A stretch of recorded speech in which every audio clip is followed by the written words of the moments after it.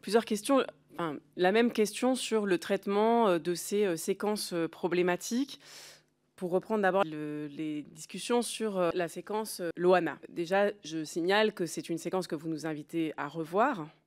en sous-entendant donc qu'elle n'est pas problématique. Néanmoins, elle n'est plus visible parce que vous l'avez supprimée des réseaux et donc je m'interroge sur la contradiction parce que si vous l'avez supprimée, c'est que vous devez bien considérer qu'elle est problématique. J'aimerais mieux comprendre qu'est-ce qui vous a amené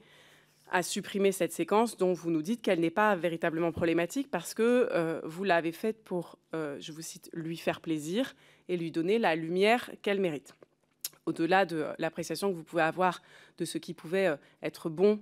et faire plaisir à Loana et de l'appréciation que vous pouvez avoir qu'il s'agit là d'un moment de mise en lumière, une lumière qu'elle aurait perdue. Il s'agit là d'une séquence donc avec une victime en choc post-traumatique, d'ailleurs le mot est prononcé au moment de l'émission, qui donc essuie une dizaine de questions. Parmi ces questions, des choses comme « vous le faites exprès de parler comme ça, je trouve ça surprenant »,« est-ce qu'il y a une divergence entre ce que tu as vécu et ce que la personne dit ?»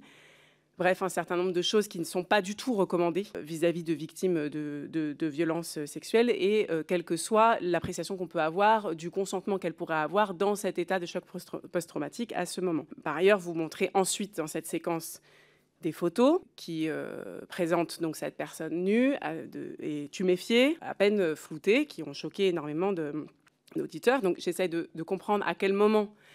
vous jugez qu'il s'agit, indépendamment de ce que la personne dit vouloir, du respect de la dignité qui est attendu des personnes. Et je m'interrogeais sur le type de formation que vous pouvez avoir, qui peut être mis en place au sein de C8 pour